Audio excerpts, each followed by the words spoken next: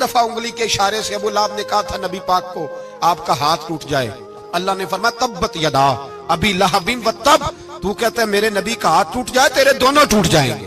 और सुनो अबू लहब का हाल क्या हो। अबू लहब का माना है अबू लहब शोलों का बाप, लहब शोलों वाला। क्या मतलब? अबू लहब इतना हसीनो जमील था कि उसके जो रुखसार थे शोलों की तरह चमका करते, इतना खूबसूरत था, लाल सुर्ख रंग था, खूबसूरत आदमी।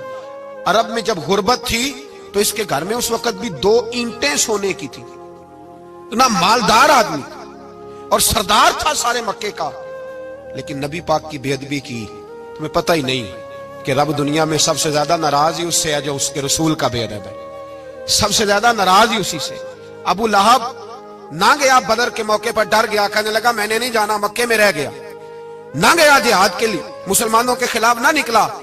लोगों ने बड़ा इसको लान तान किया, लेकिन कहने लगा मेरे खर्चे पे 4-5 बंदे ले जाओ, मैं नहीं जाऊंगा, पीछे रह गया। लोग कहने लगे बच गया, लेकिन इसके जिस्म के अंदर ऐसी बीमारी निकली कि रेशे से भर गया सारा वजूद, रेशे। इसके बच्चों ने ले जाके अबू लहब को पीछे एक हवेली थी मक्के के बाहर, उसमें बंद कर दिया। चीखता था, चिल्लाता था, बंद कर दिया उसको ले जाके वहां पीछे। और जब उसको बंद कर दिया कमरे में तो चिल्लाता था, चीखता था, कोई मुझे बचाओ, कोई पानी पिलाओ। दरवाजा तोड़ के बाहर निकला तो चौक में मर गया अबू लहब। इतनी बदबू आती थी कि कोई करीब नहीं जाता था। चौक में लाश पड़ी थी। यह है मैयत किसी बेअदब की, मुंह दिखाने के काबिल नहीं, उनके दुश्मन पे लानत खुदा की, रहम पाने के काबिल नहीं है।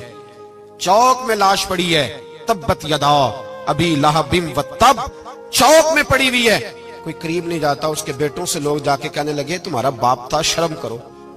एक मुलाजिम को पैसे दिए उसके बेटे ने, कहा गड़ा खोदो और मेरे बाप को रस्सी के साथ पकड़ के उसमें फेंक दो। एक गड़ा खोदा मक्के की गली में और रस्सी के साथ पकड़कर, रस्सी के साथ बांध कर उसकी टांग को घसीट कर उस गड़े में डाल दिया, ऊपर से मिट्टी डाल दी, बदबू का वो ढेर बंद कर दिया। अबू लहब मक्के का सरदार था, पर जाने कहां मरदूद दफन है। लेकिन मियानी साहब के कब्रिस्तान में जाओ, मियानी साहब के कब्रिस्तान में वो इल्मुद्दीन जिसे अपना नाम भी नहीं लिखना आता था, हजारों लोग रोजाना उसकी कब्र पे खड़े होते हैं और रसूलुल्लाह की नाते सुनाते हैं।